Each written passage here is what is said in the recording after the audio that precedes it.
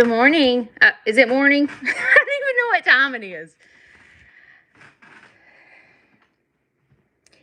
I wore this sweatshirt because I was thinking that it was cold outside, and I think I've made a mistake.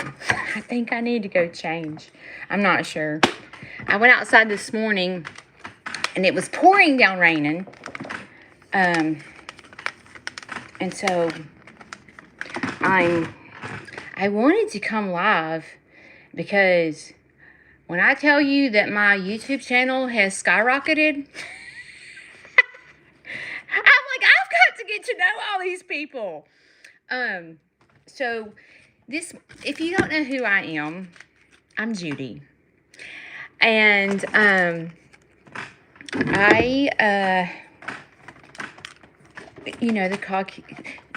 Brooke and Jason came to my farm Monday because they're getting Mo, which is my baby goat. And they came to meet Mo, and they came to my farm for the first time, and of course filmed. And you guys, let me just tell you this. I have never seen such a supportive group than you guys. Listen, yesterday when I had like 1,200 comments on my post, I was trying to read through them, and I couldn't read through them because you guys were touching my heart so much, because you're the sweetest people I have ever met in my entire life. Like, y'all are so supportive. So, of course, I had to come on here. I had to come on YouTube Live because I have to get to know you guys. Because in my entire life, I have never met such a supportive group and such sweet people. And oh my gosh, I just wanted to personally thank you. Cog Squad, you guys, I don't even know how to describe you. Like, you're the nicest people I've ever seen in my entire life.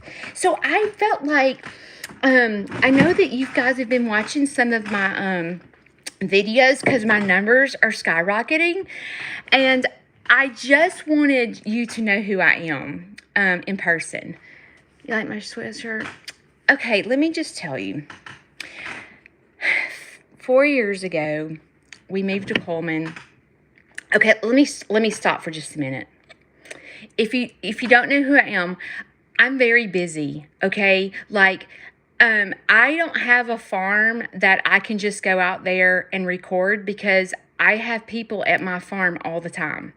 As a matter of fact, this entire week and the entire last week, I had nothing but field trips. So I have hundreds of kids at my farm. So sometimes trying to find balance to do YouTube and videos and be a wife and be a mother and be a farm trainer and give my animals love and try to record all at the same time, sometimes it can be difficult. So like, the only time that I really have a chance to talk and go live is in the mornings when I put on my makeup. Well, today is my birthday. And I normally get up at 5:30 every morning. And I didn't get up at 5:30 this morning because I was like, it's my birthday. I am sleeping in. So I slept till about 7. I'm already burning up. I slept till about 7 and then went out there and saw my animals and let them out and all that stuff. And it's raining. So I was going to go live with you guys this morning and go introduce you live to my animals, but it's pouring down raining. And I'm like, of all days, it has to be pouring down raining today. So the moral to this story is I'm fixing to put on my makeup because I'm fixing to tell you where I'm going. And so do not follow me for makeup tips. I'm not a makeup artist. I'm not trying to sell you Clinique makeup, okay? I am not. You probably are like, why did she do that? Just know that I'm not a makeup artist. Because I'm a very busy person with people at my farm all the time, it's the only time I really can just sit down and be myself and chit chat. So, as I put on my makeup, we will talk this morning. Welcome to I call it the Judy Show. Welcome to the Judy Show. Today, Okay, so let me just tell you what I do. I'm a nonprofit 501c3 farm. I have to get really, really creative to learn how to pay for my farm. Okay? It doesn't just come natural. Like, you're going to see me as you start following me. Like, I'm all over the place. Like, I'm in schools. Schools are here. I'm in the library. I'm at senior citizens. I'm at group homes. I'm everywhere because every dime that comes into my farm, I try to give back. Oh, I'm not putting on my makeup. See, I start talking and then I don't put on my makeup. So I enjoy giving back. And I volunteer at schools. And I go into nursing homes and I go into retirement homes, and I do not take my big animals because it's just me. Can you imagine me trying to load up a cow on a farm, on a trailer and take it to a nursing home? It just ain't happening, right? So I usually take my smaller animals to teach them. And you guys you probably have seen my videos, but I teach soft skills. And the reason I teach soft skills is because that is not taught in school. Okay? That is not taught in school. And kids nowadays, they don't learn that. And so this is an opportunity for my animals to teach them how to get along and how not to judge each other, and how to, even though someone talks different and looks different and acts different and raised different, we can be like my animals and show kindness. And so I take my animals into these places to teach soft skills. And the reason I chose to do that is because that's what they were teaching me. And I was not brought up on a farm. My parents didn't have a farm. My grandparents really didn't have a farm. Like, I never thought of owning a farm a day in my life. But see, this is how God works. Okay? I tried something new. And this is what I tell people that come to my farm. It's, you know how like sometimes like you're hesitant to try something new because you think, I'm too old, or you think, I'm scared of failure, or you think, I'm scared of being made fun of. You know, that's what society tells us. That's what our own brain tells us, right? And so what I try to do is I try to teach people to try something different, because that's what I did. I was just, like you, I'm scared of failure, or I'm scared I'm not going to be good enough, or, why would I raise a chicken? I don't know what I'm doing. And we moved to Coleman, and my husband is the one that said, let's get chickens, because when we moved here, there was a chicken coop here. And so my husband said, why don't you get some chicken? Okay, let me back up a minute. I quit my job 5 years ago because my mother had a massive brainstem stroke at 52. Today I'm 52. So I celebrate my health, okay? Because my mom didn't even walk at 52. My mom was bedridden for 11 years, and my mother passed away choking on a hot dog. Yes, okay? Well, my stepdad took care of my mom for 11 years, okay? When I say he took care of her, my mom was bedridden. My mom was paralyzed basically from her neck. This side of her face was paralyzed, and she was paralyzed from her neck down. My mom had a feeding tube. My mom had a catheter. And my stepdad does not have kids. And my stepdad took care of my mom the entire time. So naturally, when the time came for my stepdad to be taken care of, I stood up to the plate and said, come live with me. So my stepdad has lived with me for 5 years. So we moved here because my husband got transferred. And so when we moved here, I didn't know anybody. And like I said, there was a chicken coop here on the property. So my husband said, let's get chickens. Because what happened was, when you open up your heart and you're like, I'm going to take care of my stepdad. See, you really don't know what you're getting yourself involved in, right? Because you think you can do it, but it's the hardest job I've ever had in my life. And I have worked 2 jobs my entire life. And I worked in high stress jobs like sales. I used to sell for Verizon Wireless, and I used to go into hospitals and have to talk to CEOs to sell data. Like, I had a very, very stressful job. And taking care of my stepdad was harder than that, because I couldn't go anywhere. I couldn't go to lunch with friends because my stepdad couldn't be left alone. And I found myself kind of just slipping into a depression because I couldn't do anything. So when we moved here, it really got bad because I didn't know anyone. I didn't have any friends, and it was just me and my stepdad, and I heard the same story all the time, and it was just like, this is hard. So my husband suggested us getting chickens. And this is kind of a funny story, because I said, what do I want a chicken for? And he said, it'll give you something to do.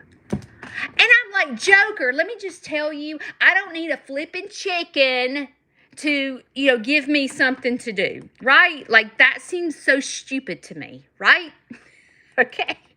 And he goes, well, Judy, it'll give us fresh farm eggs. I said, dude, I am not eating an egg that comes out of a chicken's butt. And he laughed. Okay? But, you know how I told you, like, sometimes we're scared to try new things? Well, that day, I decided to take him up on it and go get chickens. So, this is what happened. Y'all go grab your popcorn, because this is going to be a story, okay? Go grab your popcorn, sit back in your recliner, and listen to Judy. Okay, so I went to Tractor Supply, and I got like 25 baby chicks, and I was so excited because they were the cutest things I've ever seen in my life, and I brought them home, and, I had looked, and I knew to buy a brooder. I knew to put a heat lamp on them. I knew to get chick feed. I mean, I'm not, it doesn't take a rocket scientist to know that you have to feed and water them, even though I don't know how to raise a chicken. But I got them all, and it was like, I want to say it was like May when I got them. So it wasn't totally hot yet. It was just like, it's kind of like it is now, where it's kind of cold and hot days. Okay, so I put them all in the brooder. I was so excited. They had baby chicks. I'm starting to post pictures of my baby chicks. And the next morning, they were all dead. And I was so upset. Like, y'all, I was so upset. I'm like, what the heck happened? Okay, like, what the heck happened? What did I do wrong? So, I go to Facebook, and I get on these chicken pages, because I was like, who better to tell me what went wrong than chicken people, right? So I got on this little Facebook page. I think it was called North Alabama Chicken Group or something like that. And I introduced myself, and I said, hi, my name is Judy. I got chickens for the first time, and they all died within 24 hours, and I don't have a clue what I did wrong. I'm just going to tell you right now. Chicken people are mean. They are the meanest people in the whole wide world. So they just start attacking me. And they start saying, I'm going to put my hair up. They start saying, you don't need to have chickens if you don't know what you're doing. You're nothing but a chicken murderer. I mean, they literally attacked me. Okay? And I just sat there because, okay, something you need to know about me. I'm a people pleaser. I like people to be happy. And so sometimes, it hurt my feelings, y'all. And I told my husband, I was like, these are the meanest people I have ever seen in my life. They need Cog Squad in their life. It was just like they were. So anyway, this one sweet girl, her name was Jennifer. I did not know her. She saw that people were totally attacking me for being a chicken killer or whatever you want to call me. And she said, here is my phone number. I live by you. Call me.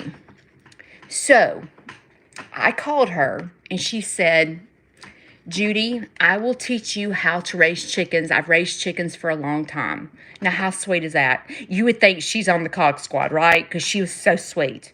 So I talked to her for several weeks, and then my husband and I went to her house, and I sat down with her, and she gave me fertile eggs. I went and bought an incubator myself, and I hatched chickens for the first time.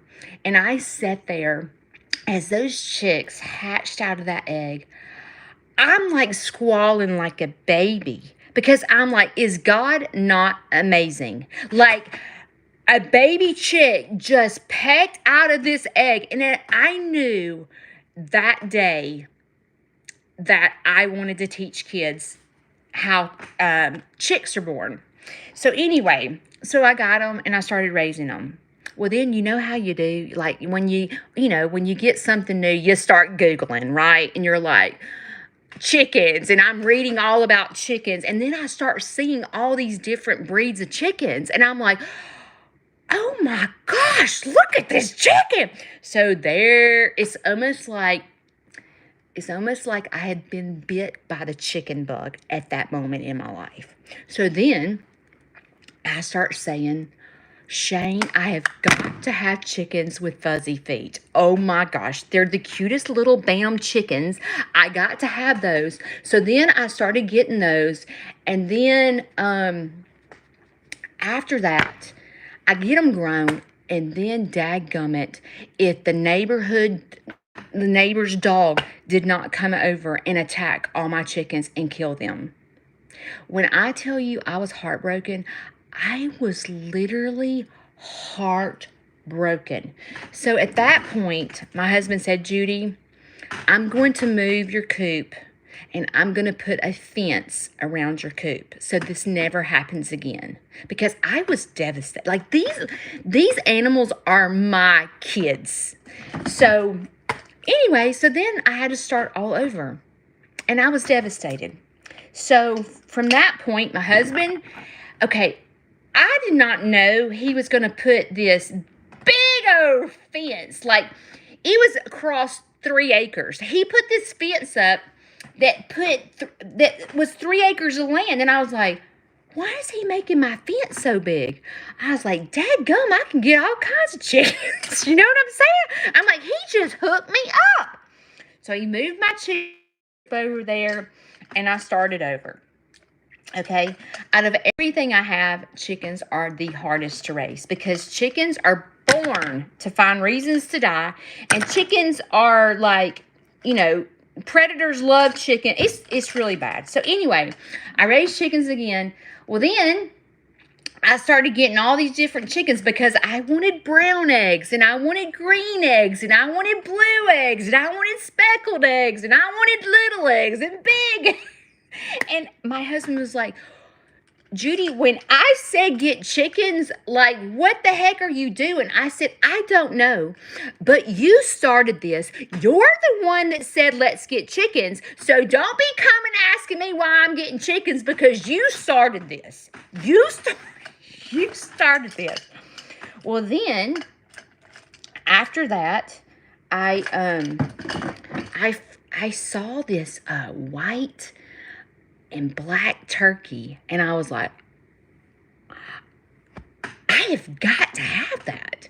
So I said, Shane, do you mind if I get a turkey? He goes, Judy, what do you want a turkey for? And I said, I don't know, Joker, but you're the one who made this big old fence, and you're the one that said to get chickens. And and I said this to him. I said, I just need you to love me for who I am and let me do what I need to do. And he said, okay. So I got turkeys, and then I got ducks, and it just kept going. And then what ended up happening, like when you get a farm, if you're a farm, you know what I'm talking about. But what happens is when you get a farm, it's really sad because people start blowing up your phone. Hey, do you want a pig? Hey, do you want a dog? Hey, do you want this? Hey, do you want that? Hey, I've got this rabbit that my kids don't play with anymore. And people just want to give you animals. And y'all, it made me so sad. And so, like, what happened was people gave me goats first. And I just felt so sorry for them because they weren't wanted. And I was like, how sad is that? I'm talking and I'm not putting on my makeup. So people gave me goats, and then people just, hey, I have this pig, hey, I have this, and it just kept going.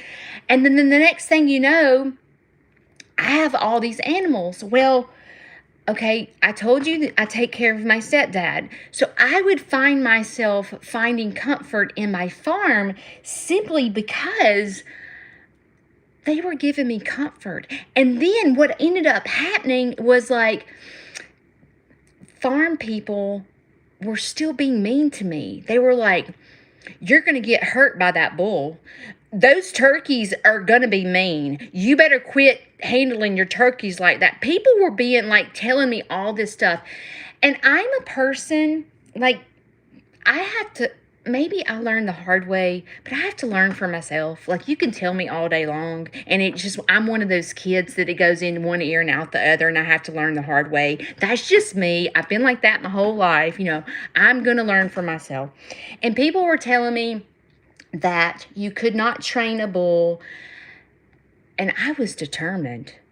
I was determined to give these animals that were not wanted. I was determined to give them the best life in the whole wide world. I'm going to devote all my time and effort to give these animals the best life possible. And I started doing it. And then what happened was my stepdad would come out there and start naming my animals. And I began to watch healing in him because he would remember their names. And I was like, man, my farm is helping him. And so it just kept, and I told my husband, I said, I am going to give back what God has blessed me with, because everyone in this world needs to experience what's happening in my farm. And that's where I became a nonprofit, because I was like, I'm going to give back. Every dime that's donated to my farm, or every grant that I get, or everything that I do, I'm going to give back, because I didn't start that farm for income. I'm not putting on my makeup. It's not like I quit my job to start a farm because I needed extra income. Or it wasn't like, I quit my job, I didn't start the farm, okay? Judy did not start this farm. I'm here to tell you right now, I am a straight up city-fied girl, lived in the city my entire life, I wanted to live in New York. I'm a dancer. I danced my entire life. I wanted to live slap dab in the middle of New York in front of all the fast life. Okay? That was my dream. Okay? Never was it to live in the country and have a farm. It never even crossed my mind. So I started getting the animals and I started training them. And then, like I said, people would just say, my kids got this tortoise for Christmas and they don't want it anymore. Will you take it? Or, hey, and it just kept going. And I can't, listen, I have 17 acres, okay? And it's not flat land. I would take in every single animal that needed help. I would, if I was rich. If I had the money, if I had the money, I would rescue every single one of those babies. But I can't. I'm not rich, and I only have 17 acres. And all my animals live together. So it has to be like, when I tell you I get messages every day, I get messages every single day. And so, sometimes if I have the opportunity to rescue it and rehome it, I will. But I don't even want to rehome them. I don't trust people with my babies. Like, when I rescue them, I'm like, Joker, ain't nobody getting this baby. It's not going to another home for it to be thrown away. No. I can't do that. So, like, I started finding myself, I couldn't rehome them. Like, I would start rescuing them, then keep them, because I was like, God, I can't. I don't trust anybody with these, like, the animals. I'm scared. Like, people People come into my farm, and y'all, if you've not, I'm going to show you my bunnies in just a minute. But my bunnies look like stuffed animals. Okay, they are the cutest bunnies you've ever seen in your life. But see, what happens is when people come to my farm and they see my bunnies, they're like, oh, I want one. But see, they don't understand that this is a 12-year commitment. This is not like, yes, they look cute, but they poop and they pee, and you have to clean up after them. And like, people just, and these are not just kids, these are adults. They just see the bunny and they're like, that is the cutest bunny I've ever seen in my life. And then I'm very picky. I am very, very, very picky about who I sell my animals to, because I am not about to let my animals. So what ended up happening was I sort of quit selling my bunnies because I did not find joy. Like, I felt worried about where my animals were going. So at that point is when I noticed the animals were healing, and I said, you know what? I'm going to give back, because my bunnies are worth approximately 100 to 150 a piece, and I don't find joy in making money with that. That's not what I enjoy. What I enjoy is giving back. So that point is when I started donating bunnies for classroom pets.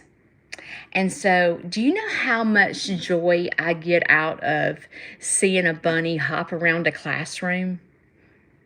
For people that have anxiety, versus me make $100 off a bunny not knowing where it's going.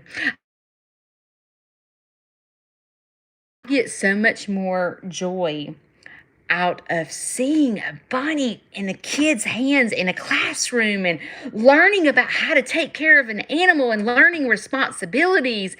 And then I'm able to go visit the bunny in the classroom, and I can go in and educate the kids on how to shave the bunny or what to do with the wool, because these are Angora bunnies. So you can shave them, have their wool spun into yarn. You can raffle off the scarf, and the kids can have a pizza party out of their bunny's wool. Do you know how much fun that is to be able to go into a classroom and teach that, versus bunnies for sale for $100? No. So I give back every dime that comes into my farm, that's donated to my farm.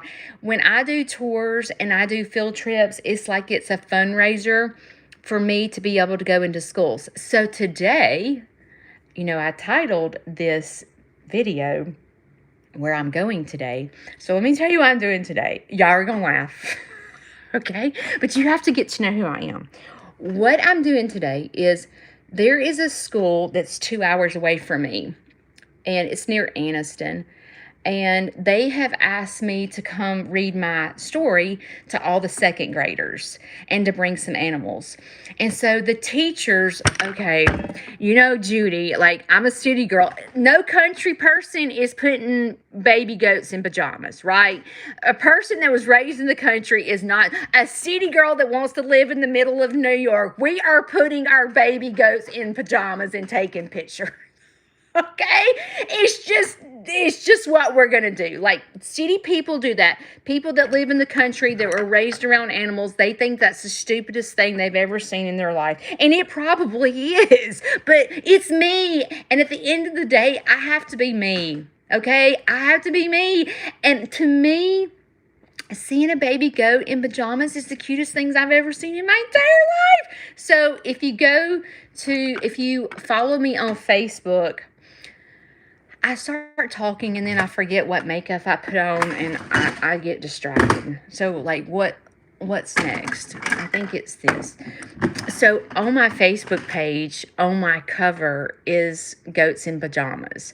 So this school has asked me to bring a goat in pajamas. Well, I'm not taking Mo and I'm not taking Muffin, because they're still nursing off mom, right? So I'm not taking them away from their mom. So Ruger is a Nigerian dwarf goat, okay? And he was bottle fed. He was a rescue. His mother rejected him when it was a new mom, and she rejected him. And it wasn't born on my farm. It was another family. And the mom rejected him, and they had to bottle feed him. And it got to be too much on the family because she had small kids. So she called Sneed's Farmhouse to rescue Ruger. Y'all, Ruger is straight up rotten. He cannot figure out he's a goat because he lived in my house because he was bottle fed. And then he graduated to my garage, and him and the kitty cat are best friends, okay? Listen, it was the cutest thing you've ever seen in your entire life. Like, in the mornings when I would go into my garage, him and the kitty cat would be all curled up in the chair together, okay? They're like best friends to this day. I know a goat and a kitty cat does not go together. But at my farm, like, things are backwards at my farm, and I don't know why. I do not know why. So anyway, so he lived in my garage for the longest. And the day that I said, Ruger, baby, you're a goat. I hate to break it to you, but you cannot live in the garage for the rest of your life. Like, you're going to have to go and meet your friends. He wasn't having it, y'all. Listen, this goat is like, I am not a goat, and I refuse to be in the barn, and I am not living outside. And what he would do is he would bust out and run to my garage and sleep with the kitty cat every single night. And I was, it got to be comical because, like, he loved his freaking kitty cat, okay? To this day, if anybody walks up to the gate, he is ready to escape to run to my garage. And he doesn't run off. Like, if he gets out of he runs straight to my garage. Like, he goes and he hops into his chair and he goes in my garage. Y'all gonna have to hang on 2 seconds while I put my lipstick on. Okay. So, today, the school that I'm going to Monday has asked me to bring a goat in pajamas. Well, the only one that I can bring is Ruger is the only one that Ruger is the only one that is, I mean, all the goats, like Mo is very, like, he's been handled a lot because I have kids here every day, right? But Ruger is the only one that I could really bring because the other kids are nursing off their mom. So what am I doing today? Are y'all ready for this? Okay, Ruger, when I started getting animals, my dream was to have a Jeep and take baby goats in my Jeep, okay? I know it's stupid. You know, like, some people dream of I don't know, owning a boat or a Corvette, and my dream was to own a Jeep and have a baby goat in it. So Ruger goes with me a lot. Like, Ruger will ride with me for hours in the front seat, and he just sits there like a daggum dog, okay? He is the best goat ever. So today, me and Ruger are going shopping for an outfit. Okay. Because he is a small goat, but, like, I've got to go get him a harness, you know, because he's outgrown his harness. Because, you know, I've taken him into school since day one. So I've got to go get him a new harness because he's getting fat. And so I've got to go find him an outfit for these kids. So me and Ruger are getting in my Jeep today because it is raining. And I so wanted to take you out to my farm, but then I was like, I can't. I'm just going to have to put on my makeup, and they're going to have to get to know me through putting on my makeup. Okay, I have hooded eyelids, and I get my it's almost like I'm a kindergartner putting on my mascara, so do not follow me for makeup tips. Okay, so anyway, Ruger, I'm fixing to go out to the farm and tell Ruger that we're fixing to go get you're going to laugh, but this is what I say. I say, let's go get our shoes on. And when I say let's go get our shoes on, Ruger knows he's going to get on the golf cart because he loves going golf cart rides. So I say, Ruger, go get your shoes on, and he'll go jump on the golf cart. And he knows he's fixing to go for a ride. I know, it's crazy. I'm going to tell you, just like I told Brooke and Jason, they were like, please come to my farm and teach my animals. Okay, I just want to let you know, I don't care if you have a dog or cat or darn goldfish, okay? What happens is... if you do the same thing and say the same thing every single day and be consistent, like, Ruger, go get your shoes on. My dogs know that. If I tell my dogs to go get their shoes on, they know they're going to get in the golf cart. because we're going for a ride around the property. So if you say the same thing every single time, animals are very smart. They're not dumb. They're very, very smart. They can learn. So this afternoon, in a few minutes, I go and tell Ruger to get his shoes on, but instead of jumping on the golf cart, we're jumping in the Jeep. And me and him, I don't, like one thing that I'm worried about, I mean, I know I can go into a pet store and I know I can go into Tractor Supply, but they don't have clothes for goats. Like, I mean, they have clothes for dogs, but I'm going to go in to the pet store to see if I can find him an outfit. But the thing that I'm worried about is I know we're going to be outside, but I don't want him to wet his pants. You know what I'm saying? So I'm like, how am I going to, I can't, he's too big to put a diaper on. Like, I can't talk and put my mascara. Y'all, I can't. I'm not talented. I can't do both. So I'm just going to wait and put my mascara on later. But what I was, you tell me what you think. But what I was thinking about, because I know a diaper is going to be too small for him. So I was thinking about taking a pee-pee pad, putting it under him. Because I think the pee-pee pad would go all the way around him and then duct taping it. And then putting his pajamas on. It's what I was thinking about doing. But, he can't just have a shirt on. He's going to have some pants too, right? So, like, I was thinking about a onesie. But it's going to have to be for he's bigger than an 18-month-old now. He's not little. So, a pull-up. But it's a boy and his pee-pee is, I don't think I can try pull up. I don't know if it would pull up over his TT. I'm not sure. I mean, it would hold his poo-poo, but, goat poo-poo's not mushy. So, like, that's an easy sweep up. But, like, I know when he lived inside, I would try to put the diapers around him. And he's just, like, they fall off. They just fall off. And Ruger is a lap goat, okay? He is a lap goat. He wants to sit in my lap.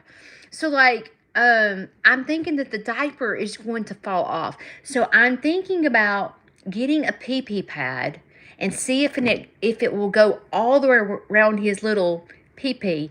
And then kind of duct taping it so it doesn't fall off, because a pee-pee pad is big. You know what I'm saying? So I'm thinking that's not going to fall off him. But I was thinking about looking for a onesie, or either looking for, because I have to usually, like, I can put on a shirt in, I was thinking about putting on a kid's Sneed's Farmhouse shirt. Now, how cute would that be? You know what I'm saying? I thought about that, but I got to find him some pants. And I just don't know if the pet store, like, I'm thinking the pet store probably only has t-shirts. I don't know. So Ruger and I are going shopping today because I'm going to have to try them on. Do you know, people are probably going to think I have lost my mind when I go into the store with a goat trying on clothes. And I'm going to have to do a YouTube video on it, So, like, I'm thinking, you know what? I'm 52 years old, and I'm too old to care what people think about me. I'm to that age where I don't care what people think about me. They can laugh at me putting on pajamas on a baby goat. But anyway, so that's what I'm doing today. I'm glad to get to know you. And I am so glad that you have subscribed to my channel. I cannot thank you. And I said this yesterday on my Facebook. We can't do it without you. Like, without your comments, without your likes, without your shares, without you subscribing to our channel, it has nothing to do with what we're doing. It's you guys. You guys are helping. And, and I want you to know from the bottom of my heart, because I don't even know how many subscribers I have at this moment, but I want you to know that I promise you that I will give 100% to every dime that I get through YouTube. I will give back to people. I also go into school because when my kids were young, and it was book fair. I don't know about where you're from, but book fairs at school usually involve the grandparents. Okay, usually they invite the grandparents to grandparents breakfast, and then the grandparents take the kids to the book fair.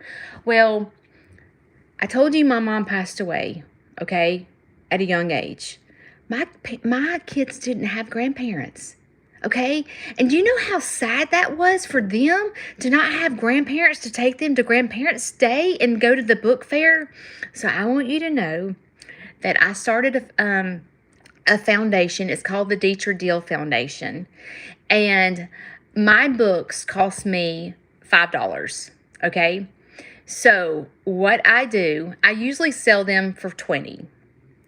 But what I do is in that foundation, for every dime that's donated, I go and buy books and I donate them to the schools for book fair for the kids that do not have grandparents to buy them a book, because those babies need to go home with a book. They do.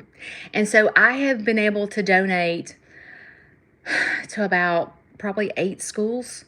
So I've been able to donate my books to schools for those specific reasons, because I'm telling you that not everyone is blessed with grandparents, and not even grandparents that have passed away. There's grandparents that live out of state that can't fly in to go to the book fair, right? Like, not every kid has grandparents that they can go to the book fair. So you guys know Kalmbach, because I know Cog Hill Farm, they use Kalmbach. Kalmbach has been sponsoring my farm for 2 years.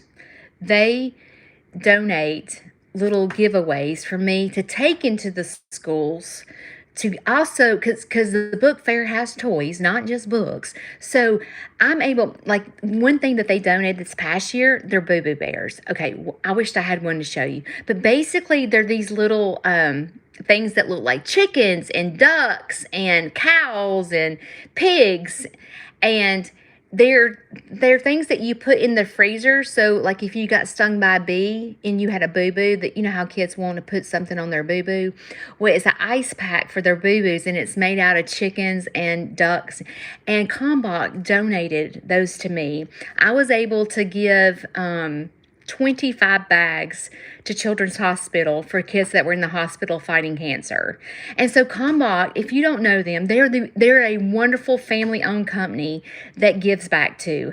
And so they donate to my farm for me to be able to give back to Children's Hospital or these schools for book fairs. And I'm able to give these kids that don't have grandparents like a toy as well as a book, and they're able to go home with it. So just know that, thank you for subscribing to my page, and I will give back 100% that I get to these schools, and I will do my best to make a difference in these kids and these schools' life. Because let me just tell you, my mission as my farm is to teach these kids soft skills, to teach these kids that they can get along with people that don't look like them. Like, you can be a Democrat, or I could be a Republican, and we could have different opinions, and I shouldn't throw my opinion on you. I should respect you for your beliefs, and we should be kind.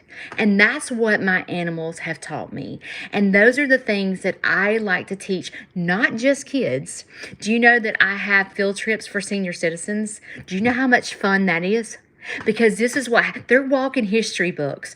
So when they come do a field trip at my farm, like I usually have senior citizens for church groups, I get to hear stories about when they grew up with chickens and how their grandparents had farms, and like, how awesome is that?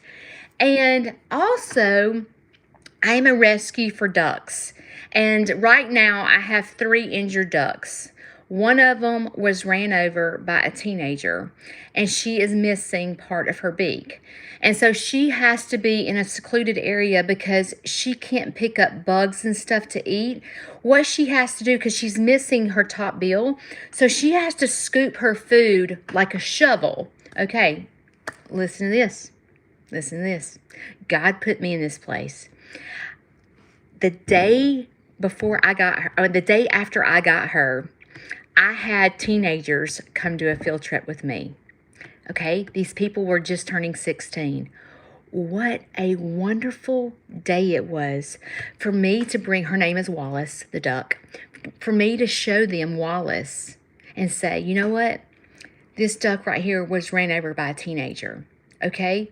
Because the teenager was speeding and not watching the duck crossing signs, okay? And accidents do happen. And I tell them this, like, accidents do happen. You know, it wasn't like the teenager ran over the duck on purpose. I hope he didn't. But what a great opportunity it was for me to teach these kids to obey the speed limit and watch for like duck crossing, and then to explain to them that accidents happen, but it's our responsibility when those accidents happen to take responsibility for the accident. What a beautiful, there were 18 teenagers here that I was able to use Wallace to teach them. God puts me in the most perfect spots, and He is using me to help other people. And I just feel like that I'm able to use these situations to educate. And I'm so thankful to be the messenger because I'm able to watch the transition of people. And I'm able to hear success stories. You know, this past weekend, I had a grandmother. It was a grandmother, a grandfather, and a kid. And there were supposed to be 3 families that toured that day. And 2 of the families got sick. So this one family, this grandmother, grandfather, and kid, ended up touring my farm by myself. Like, it was just us. And so when that happens, I can really get to know them, and we really can get to, you know, really be intimate with the animals and stuff. Well, this grandmother was laying down with my bull, like across him, right? And she just starts crying. And I'm thinking, what is wrong? And she began to tell me that she lost her son to drugs. And I just comforted her, and I was like, you're safe here. You know, I understand. I have that in my family. I understand. And I felt like at that moment was when God brought her to my farm to find comfort. You know, not through me. It was nothing I did, but to find comfort through my bull. You know what I'm saying? So I'm able to witness those things. And so I just want you to know that from the bottom of my heart, that I will do everything in my power to give 100% every day and to give back. Thank you for subscribing to my page, and welcome. I hope you've enjoyed this. I've put my makeup on. I'm going to get Ruger. He is going to be ripped up excited when I tell him to go get his shoes on. He is going to be ecstatic because he loves to go car riding. So I'm going to have to let you go because we've got to go find him an outfit. We've got to go find that baby an outfit. So make sure you look for the video because I'm going to be putting it out in the next day or 2. And I'm going to make sure I film just for you. Love you and thank you for all that you do. Thanks for following not just my farm, but thanks for following other farms, my friends' farms. You know, we're all friends and we're all pretty tight. We're all pretty tight. Head Family Farm has made such a difference in my life. If you don't subscribe to them, God love Jacqueline. She's the most precious soul ever. She has helped me get to where I am today. And also Cog Hill Farm, precious people. Just Dig It Farm, precious people. Chestnut Hill, precious people. I couldn't do it without them. We have to encourage, farms have to encourage each other, you know, and you guys encouraging us by commenting and all that stuff, you keep us going. You know, there's times in our farm when there's death, and it is devastating, okay, when you lose an animal. But it happens. It happens. And when you guys encourage us to be our best every day, that's what keeps us going. That's what keeps us alive. That's what keeps us smiling. And that's what keeps us going, it's going to be okay. It's going to be okay, because you comfort us during those hard times, and we couldn't do it without you. Okay, I'll see you next time. Thanks for subscribing to my page. If you don't follow me on Facebook and Instagram, it's Sneeze Farmhouse Sanctuary. Love you guys.